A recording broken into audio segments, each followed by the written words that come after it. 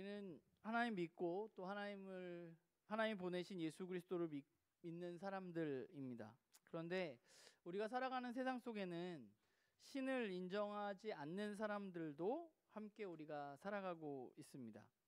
그런데 그냥 신이 없다고 생각하는 그 무신론자들, 그렇게 생각하는 사람들 중에 특별히 2000년대가 접어들면서 조금은 과거와는 다른 새로운 무신론자들이 등장을 하게 되는데, 과거에는 그냥 신은 없어, 신을 난 믿지 않아, 이렇게 말하는 것으로 무신론자들이 끝났다면 2000년대가 들어서면서 나타난 이 새로운 무신자들은 이 신이라는 것, 종교라는 것은 사라져야 하고, 종교가 오히려 세상에 악을 가져오고, 종교가 그렇기 때문에 이 세상에서 사라져야 한다고 주장하고 있는 사람들입니다.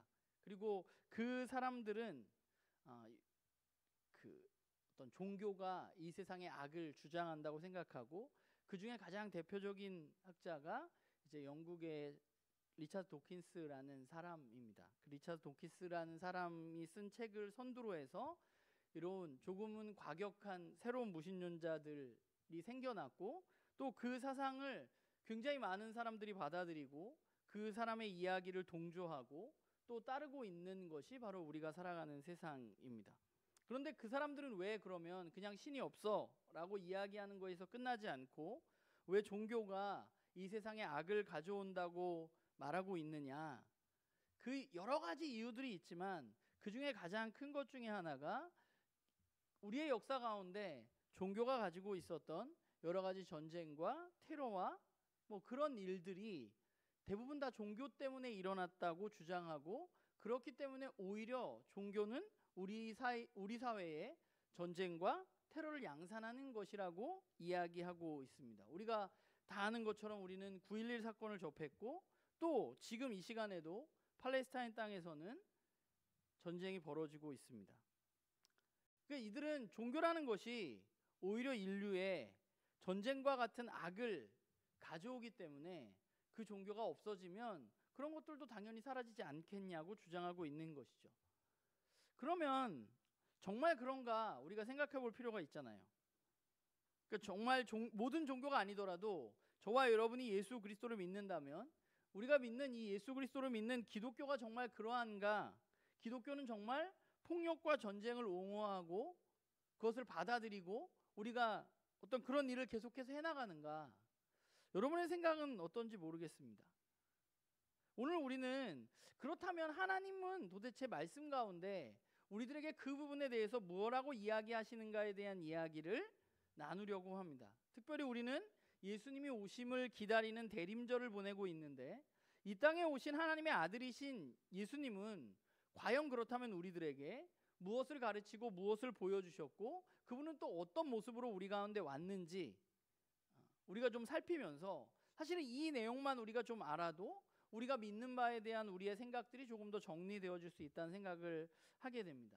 우리가 이 이야기를 시작하면서 우리가 먼저 예수님이 태어날 당시에 이스라엘이라는 나라의 상황은 어떠한지 우리가 좀 살펴볼 필요가 있는 것 같아요. 사실 이스라엘이라는 민족을 살펴보면, 이스라엘이라는 민족은 하나님을 섬기는 유일신을 가지고 있는 백성이고, 자신들이 하나님의 백성으로서 하나님의 나라를 세워야 한다고 생각하고 있었습니다.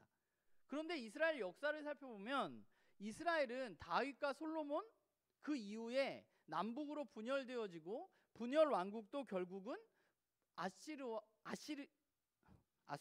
아수르와 바벨론에 의해서 멸망하게 되는데, 바벨론 포로 이후에, 그러니까 주전 한 꽤 오래전부터 이 바벨론 포로 이후에는 이스라엘이라는 나라는 한 번도 자신의 나라를 가진 적이 없었습니다.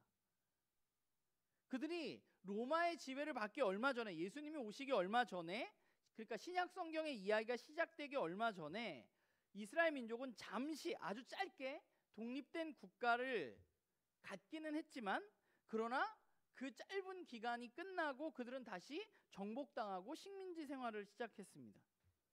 그러니까 예수님이 오실 때에 이스라엘은 누구의 지배를 받고 있었죠? 로마의 지배를 받고 있었습니다. 그러니까 수백 년 동안 지속된 거예요. 바벨론 이후로 이스라엘이라는 나라는 한 번도 자신의 나라를 가진 적이 없습니다. 그런데 그 로마의 지배를 받을 그 1세기 전후, 예수님이 오시기 전쯤, 얼마 전부터 그들 안에 자신들이 나라를 세워야 한다는 소망이 이 마카비 혁명을 통해서 굉장히 아주 마음속에 깊게 자리 잡았던 것 같아요. 그리고 그들은 구약 성경을 연구하면서 구약이 약속한 대로 다윗의 자손인 메시아가 이 땅에 오면 그들이 꿈꾸던 나라를 세울 수 있을 것이라고 생각했습니다. 그래서 1세기 유대인들이 썼던 문헌을 살펴보면 그 문헌들에는 메시아에 대한 이야기가 굉장히 많이 등장하게 되는데, 그 메시아를 그들은 기다리고 있었고, 그 메시아가 올 때 그들에게 그럼 어떤 일이 일어날 것을 그들이 기대하고 있었냐 하면, 이스라엘 사람들은 다윗의 자손인 메시아가 이 땅에 오면 이스라엘 자신들이 드디어 해방되어져서 나라를 세우고, 이제 더 이상 예루살렘 성전이 다른 이방 민족들에 의해서 회파되어지거나 더럽혀지지 않고 정결하게 되고 회복되어질 것이라고 그들은 기대하고 소망하고 있었던 거예요. 그러니까 그 메시아가 오면 우리가 해방될 거라고 생각하고 있었다는 거죠. 그런데 그 생각 가운데 이 이스라엘이 하나님의 백성인 자신들이 해방되기 위해서는 때로는 군사적인 수단도 허용되어질 수 있다고 그들은 생각했던 것입니다. 그러다 보니까 이런 메시아 사상이 유행을 하다 보니까 예수님이 오시기 전, 그리고 예수님이 태어난 후에도 이스라엘 민족 그 땅에는 자칭 메시아라고 주장하는 많은 사람들이 우리나라로 말하면 봉기를 일으켰는데, 그들은 대부분 무엇을 했느냐 하면 로마 제국의 반란을 일으키고 그런 일들을 주로 했어요. 그러니까 이스라엘 이야기가 이런데, 이게 사실 우리나라는 좀 더 이해하기가 쉬울 것 같아요. 우리나라는 과거에 우리의 힘이 약해서 일본의 지배를 받았습니다. 그때 우리나라 사람들이 가장 원하던 것은 무엇이었죠? 해방입니다. 그 해방을 위해서 우리나라 사람들이 뭘 했죠? 많은 곳에서 독립운동가 분들이 독립운동을 펼쳐나갔습니다. 그런데 그 독립운동은 때로는 뭘 사용하게 되었죠? 무력을 사용하게 되었습니다. 그러니까 이스라엘도 그랬다는 거예요. 로마의 지배를 받는 상황에서 그들은 해방을 꿈꾸었고, 그런데 그들의 성경을 보면 다윗의 자손 중에 메시아라는 인물이 나타나면 그들을 해방해 줄 것인데, 그 해방은 무력으로 이루어질 수 있다고, 다윗 시대처럼 강력한 힘으로 자신들이 해방되어질 수 있을 것이라고 기대를 하고 있었다는 거예요. 왜 그들은 이런 기대를 했느냐 하면, 구약 성경에, 특히 예언서에 이런 메시지들, 메시아에 대한 이야기들이 여기저기 기록되어져 있었기 때문입니다. 오늘 우리가 읽은 본문도 바로 그들이 꿈꾸던 메시아에 대한 이야기입니다. 물론 오늘 읽은 본문은 북이스라엘이 아수르에 멸망한 이후에 그 아수르에 의한 멸망에 대한 회복을 1차적으로는 그것을 이야기하고 있는 것이지만, 사실은 이스라엘 민족들은 이 이야기를 보면서 다윗의 자손 메시아에 대한 꿈을 꾸게 된 거죠. 제가 어제 카톡방에 이사야 2장도 읽어보면 좋고 이사야 11장도 읽어보시라고 제가 말씀을 드렸는데, 여기도 마찬가지입니다. 메시아에 대한 그들의 생각을 우리는 볼 수 있어요. 그리고 이 본문 외에도 예언서 곳곳에는 메시아에 대한 이야기가 기록되어져 있습니다. 오늘 본문을 보면 흑암에 있던 백성들에게 뭐가 비쳐요? 빛이 비추는데, 그들에게 어떤 일이 일어나는가 하면 4절에 보면 뭐라고 말하냐면, 무겁게 먼 멍에와 그들의 어깨의 채찍과 그 압제자의 막대기를 주가 꺾으셨다고 말하고 있는 거죠. 그러니까 메시아가 그들에게 나타난다면 그들은 자신들을 압제하는 그 나라로부터, 그 압제자들로부터 해방을 얻게 될 것이고, 메시아에 의해서 그 압제자들이, 그 이방의 왕들이 꺾이게 될 것이라고 그들은 믿었던 거예요. 물론 그들에게 평화가 찾아올 겁니다. 그런데 그 평화는 어떻게 찾아오게 되느냐? 자신들이 해방을 받은 후에, 압제자들이 꺾임을 당한 후에 자신들에게 참된 평화가 찾아올 것이라고 이스라엘 사람들은 생각했어요. 그 전능하신 하나님께서 그 압제자들을 메시아를 통해서 꺾어주시고 자신들에게 참 평화를 가져다 주실 것이라고 생각했던 사람들이 누구냐? 1세기의 대부분 유대인들입니다. 이런 생각을 갖지 않은 사람들은 어떤 사람들이냐? 로마에 동조하거나, 우리나라랑 똑같아요. 독립운동 안 한 사람들은 로마에 동조하거나, 아니면 아무 생각 없는 사람들. 그런 사람들을 빼고 이 생각을 가지고 있는 사람들, 자신들의 해방을 꿈꾸고 나라를 생각하는 사람들은 이 메시아 사상에 대해서 심취해 있었고 메시아를 굉장히 기다리고 있었다는 거죠. 그런데 그때 누가 나타났느냐? 바로 예수님이 이 땅에 탄생하신 것입니다. 그러면 예수님이 이 땅에 오셔서 우리가 생각해 봐야 할 것은 예수님이 이 땅에 오셔서 하신 사역이 뭐냐는 거예요. 예수님이 이 땅에 오셔서 어떤 일을 하셨는가, 예수님은 어떤 이야기를 하셨는가 살펴보면 우리가 나눔교회에서는 진짜 많이 이야기했지만 마가복음 1장 15절에 예수님은 자신의 사역을 시작하시면서 뭐라고 말씀하세요? 이르시되 때가 찼고 하나님 나라가 가까이 왔으니 회개하고 복음을 믿어라 라고 말씀하셨습니다. 여러분이 마태, 마가, 누가복음서를 아주 차근차근 읽다 보면 마태, 마가, 누가복음은 예수님의 가르침이 무엇을 중심으로 하고 있는지 우리들에게 매우 분명하게 알려주고 있는데, 예수님의 사역의 중심에는 반드시 하나님 나라가 이 땅에 도래하고 있다는, 이 땅에 시작되었다는 것을 알리는 것이 예수님의 사역의 중심이라는 것을 우리는 복음서를 통해서 알 수 있는 것이죠. 그 말이 마태는 하늘나라라고 썼고 천국이라고 썼고 마가와 누가는 하나님 나라라고 쓴 것입니다. 그리고 요한복음은 조금 약간 결이 다른, 약간 후대에 쓰여진 성경이기 때문에 결이 다르나 요한복음은 그것을 영생이라는 말로 표현을 했던 것입니다. 그러면 예수님이 하셨던 사역 중에 가장 중요한 게 하나님 나라가 이제 너희들 가운데 와, 하나님 나라가 너희들 가운데 임할 거야 라고 이야기했는데, 그럼 하나님 나라는 어떤 나라예요? 아주 쉽게 얘기하면 누가 왕이에요? 그 나라에서는 하나님이 왕으로 다스리는 나라가 바로 하나님의 나라입니다.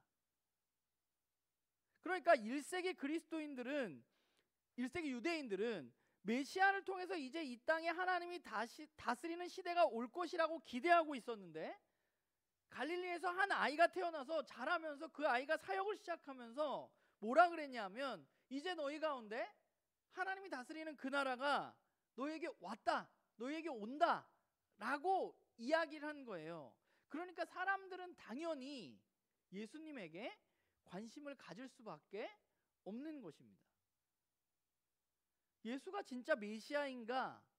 그들은 생각하게 된 거죠. 우리가 그렇게 기다리던 메시아가 정말 저 예수님이라는, 예수라는 저 청년인가? 그들은 관심 있게 바라보게 되었다는 것입니다.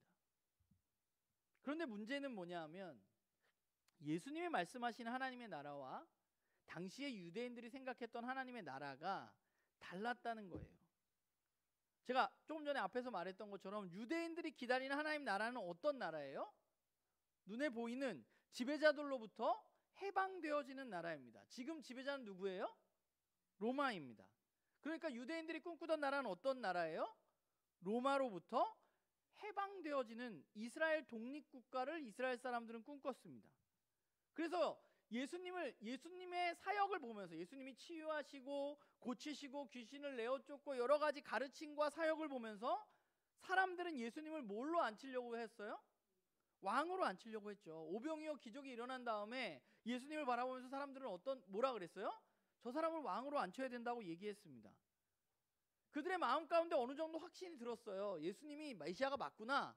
저 사람을 왕으로 필두로 해서 이제 독립운동을 우리가 펼쳐나가면 전능하신 하나님께서 우리를 도우셔서 우리는 이제 해방되어질 것이라고 그들 마음 가운데 확신이 섰다고. 그래서 예수님이 인기가 있었던 거예요. 그런데 문제는 예수님이 말씀하신 하나님의 나라는 어떤 나라인가 하는 것입니다. 지금 이스라엘 사람들을 자신들이 지배하고 있는 나라는 어디라고 말했죠? 로마입니다.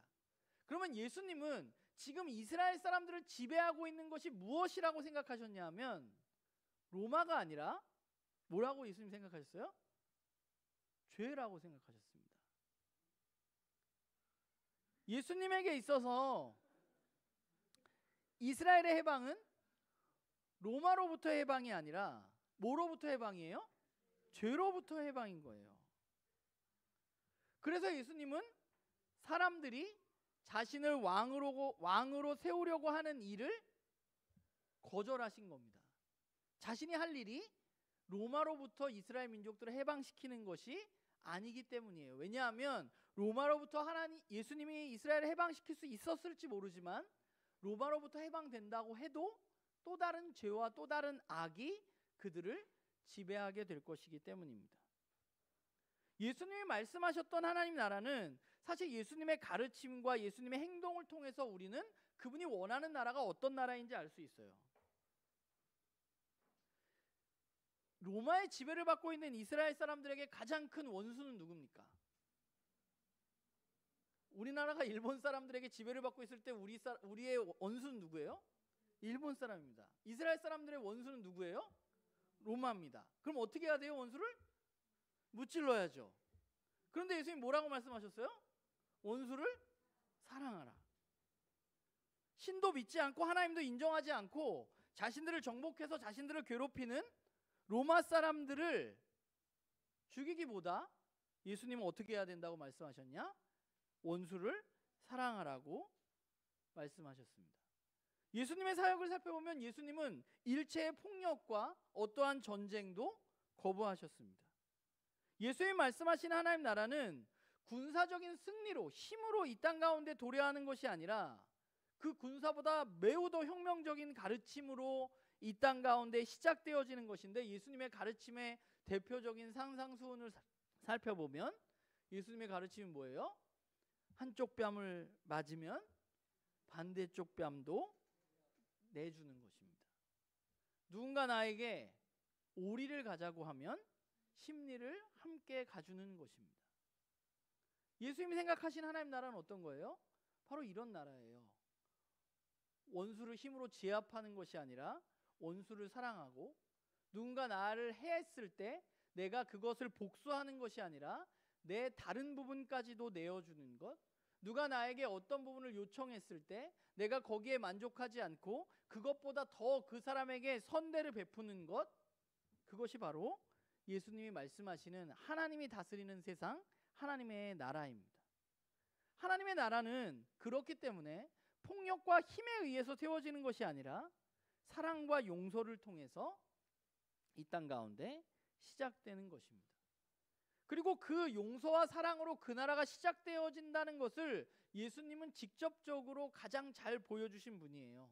예수님은 어떻게 했어요? 자신을 죽이라고 외치는 사람들을 위해서 대신 죽으셨습니다. 예수 그리스도의 십자가는 예수님이 선포하신 하나님의 나라가 어떤 것인지 우리들에게 가장 잘 드러내는 방법이었습니다. 예수님 분명히 자신이 메시아라는 것을 확신하셨어요. 자신은 메시아예요. 그런데 메시아로서 이 땅 가운데 하나님의 나라를 시작할 분으로 여기고 있었는데, 그런데 그 나라는 예수님에 의해서 어떻게 시작되느냐? 폭력과 힘이 아니라 용서와 다른 사람, 타인을 향한 죽음을 통해서 그 일이 시작된다고 예수님은 말씀하셨고 우리에게 본을 보여주셨습니다. 오늘 말씀을 우리가 다시 한번 보면 흑암에서 헤매고 있던 백성들에게 빛이 비추어진다고 말해요. 사망의 그늘에 있는 그들에게 큰 빛이 비추어주는데, 3절을 보면 흑암에 있던 그들에게 빛이 비춰주면 그들에게 어떤 일들이 일어나나요? 그들이 느끼는 감정이 뭐예요? 그들에게 어떤 일이 일어나요? 3절에 보면 하나님을 즐거워한다고 말해요. 그들에게는 그 빛이 즐거움을 가져다 줍니다. 그러면 왜 그들은 즐거워하느냐? 흑암 가운데 빛이 비추었는데 그들은 왜 즐거워하느냐 보면 그 이유가 3절, 4절, 5절에 4절, 5절, 6절에 기록되어져 있습니다. 그러니까 4절, 5절, 6절은 원래 모두가 히브리어를 보면 키라는 접속사로 시작을 해요. 그런데 5절 앞에는 생략되어져 있는데 4절과 6절은 무슨 말로 시작해요? 이는이라고 시작하잖아요. 근데 원래 5절에도 이는이 있어요. 그러니까 3절에 뭐라 그래요? 너희는 하나님 즐거워할 것이다 라고 말해요. 너희는 즐거울 것인데 왜 즐거우냐? 이는 이렇게 즐거운 거예요. 그러니까 4절, 5절, 6절이 그들의 즐거움의 이유입니다. 그러니까 흑암 가운데 있는 그들 가운데 빛이 비추는데 그 빛을 통해서 그들이 즐거워하는데, 즐거움의 이유는 뭐냐? 첫 번째는 그들을 억누르던 멍에와 채찍과 막대가 꺾이기 때문입니다. 두 번째는 군인들의 신과 피 묻은 겉옷이 불살라지기 때문이에요. 그런데 이건 뭘 말하느냐 하면 그들 가운데 더 이상의 전쟁이 사라진다는 얘기예요. 전쟁이 없다는 내용이에요. 군인들의 신과 피 묻은 겉옷이 아예 사라져 버린다는 것입니다. 그들이 즐거워하는 이유는 그들에게 참 평화가 찾아왔기 때문에 그들은 즐거워하는 거예요. 그리고 세 번째는 그들이 즐거워하는 이유는 뭐냐 하면 한 아이가 등장하는데 그 아이가 나중에 커서 뭐가 돼요? 왕이 돼요. 다스릴 거예요. 그런데 그 아기는 어떤 왕이에요? 기묘자, 모사, 전능하신 하나님, 영존하신 하나님, 영존하신 아버지, 평화의 왕이라고 불린다고 말해요. 이스라엘 사람들 앞에서 얘기했지만 이스라엘 사람들은 이 말을 오해했던 것 같아요. 이스라엘 사람들은 어떤 힘으로 정복 후에 그들에게 평화의 나라가 올 것이라고 기대했습니다. 그런데 하나님이 원하시는 평화는 힘과 정복으로 이 땅 가운데 오는 것이 아니라 사랑과 용서로 이 땅 가운데 찾아오는 것입니다.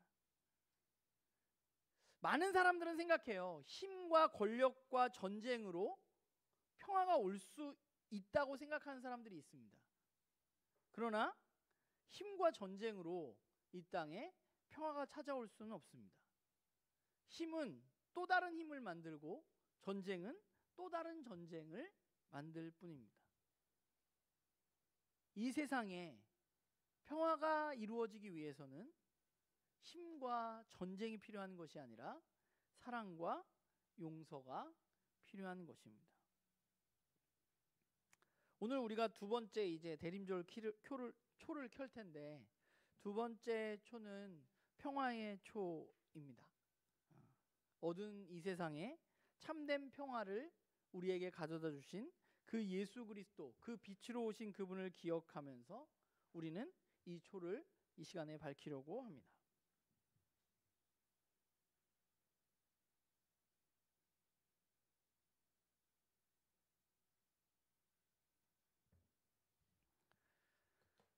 예수님은 이 땅 가운데 빛으로 오셨고 우리들에게 참 평화를 시작하셨습니다. 예수님이 시작하신 하나님 나라는, 하나님이 다스리는 나라는 평화의 나라이고 정의와 공의의 나라입니다. 이사야 11장 4절을 보면 이사야는 그 나라에 대한, 하나님이 다스리는 나라에 대한 기대를 가지고 있어요. 하나님이 다스리는 나라는 어떤 나라인가 보면 11장 4절에 보면 그 나라는 가난한 사람들이 공의롭게 재판받는 나라이고 세상에 억울한 사람들이 올바르게 판단받는 나라라고 말하고 있습니다. 그리고 11장 6절 8절은 정말 놀라운 세상의 모습을 우리들에게 이야기해주고 있는데 제가 읽어볼게요. 여러분 다 아는 내용이에요. 그때의 이리가 어린 양과 함께 살며 표범이 어린 염소와 함께 누우며 송아지가 어린 사자와 살찐 짐승이 함께 있어 어린아이에게 끌리며 암소와 곰이 함께 먹으며 그것들의 새끼가 함께 엎드리며 사자가 소처럼 풀을 먹을 것이며 젖먹는 아이가 독사의 구멍에 장난하며 젖된 어린아이가 독사의 굴에 손을 넣을 것이다 라고 말합니다. 하나님 다스리는 나라는 이런 나라라고 성경은 우리들에게 말합니다. 그리고 그 나라는 이제 빛으로 이 땅 가운데 오신 예수 그리스도를 통해서 시작된 것이죠. 예수님은 그 나라를 우리들에게 그 나라 백성의 삶은 어떤 것인지 몸소 보여주신 것입니다. 예수님의 삶을 살펴보면 예수님은 이 땅 가운데 죄인이라고 낙인 찍혔던 사람들에게 어떻게 대하셨어요? 그들의 친구가 되어주셨습니다. 예수님은 도저히 구제받을 수 없다고 사람들이 여기는 그들과 함께 식사를 하셨고 그들의 집에 머무셨고 그들에게 돌이킬 수 있는 기회도 허락해 주셨습니다. 자신을 왕으로 세우려는 사람들의 요청을 거절하시고 예수님은 오히려 배고픔 가운데 있는 이들을 배불리 먹이는 것으로 만족하셨습니다.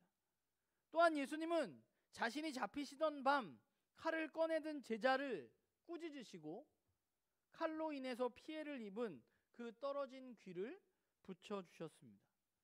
예수님이 잡히시던 밤에 예수님은 12군단 천사를 동원하실 수 있는 분이셨지만, 그러나 예수님은 그 나라가 그렇게 세워지는 것이 아님을 알기 때문에 그렇게 하지 않으시겠다고 베드로에게 말씀하셨습니다.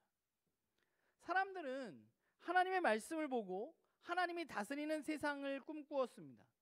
그리고 때로는 그 하나님이 다스리는 세상을 위해서 힘과 폭력이 사용돼도 된다고 생각했고, 또한 그렇게 행동했습니다.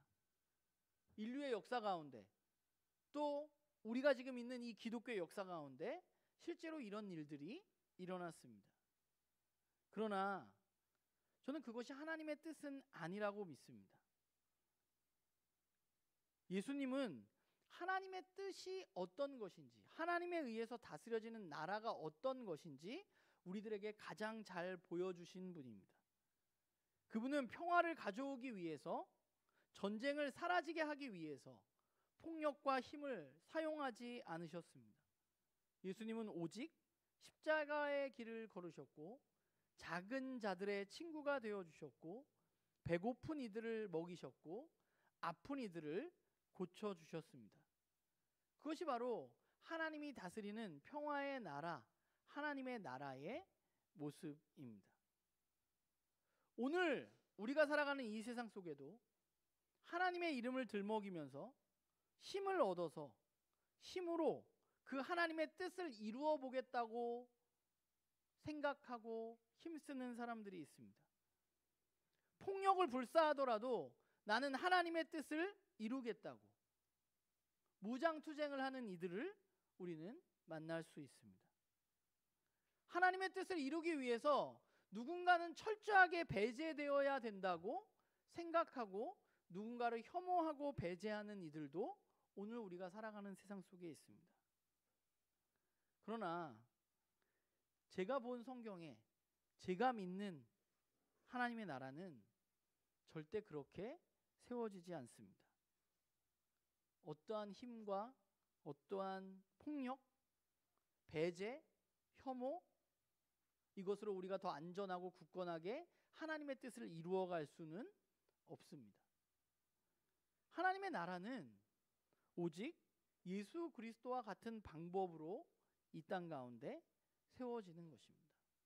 저와 여러분이 더 큰 힘을 얻어서 권력을 가지고 무언가 이 땅 가운데 하나님의 뜻을 이루는 것으로 하나님 나라가 이 땅에 세워지는 것이 아니라, 저와 여러분 각자가 예수 그리스도가 하셨던 것처럼 그 십자가의 길을 가고 작은 이들의 친구가 되어주고 배고픈 사람들을 먹이고 아픈 이들과 함께 하는 것, 그 일을 통해서 저는 이 땅에 하나님 나라가 확장되어져 간다고 믿습니다. 여러분은 어떤 나라를 꿈꾸고 계신지 모르겠어요. 진짜 평화의 나라를 여러분들이 꿈꾸고 있는가? 이미 예수님은 우리에게 참된 평화의 빛으로 오셔서 진짜 평화의 나라가 어떤 것인지, 진짜 평화는 어떻게 이루어가야 되는지 우리들에게 몸소 보여주셨습니다. 저는 그 평화의 빛, 이제 여기 두 번째 초를 오늘 켰는데, 이 평화의 빛을 바라보는 저와 여러분도 그분이 하셨던 것처럼 이 땅에 참된 평화의 빛으로서의 삶을 저와 여러분이 살아가기를 주님의 이름으로 간절히 부탁을 드립니다. 이제 주님이 오심을 기다리는 성탄절이 또 한 주 다가왔는데, 우리가 그냥 주님이 오심, 아 좋다, 이렇게 끝나는 것이 아니라, 우리가 지난주에 나누었던 이 무너진 세상 가운데 소망의 빛으로 오신 그분, 그리고 오늘 말씀에 나누었던 전쟁과 힘과 권력으로 평화를 이루려는 나라 가운데 진짜 평화의 나라가 어떤 것인지 보여주신 그 평화의 빛으로 이 땅 가운데 오신 예수 그리스도를 기억하고, 우리 나눔교회 식구들이 이 땅 가운데 하나님의 뜻을 따라서 하나님이 원하시는 하나님 나라를 세워가고 확장해 나가는 그런 우리 모두가 되기를 주님의 이름으로 부탁을 드립니다. 기도하겠습니다.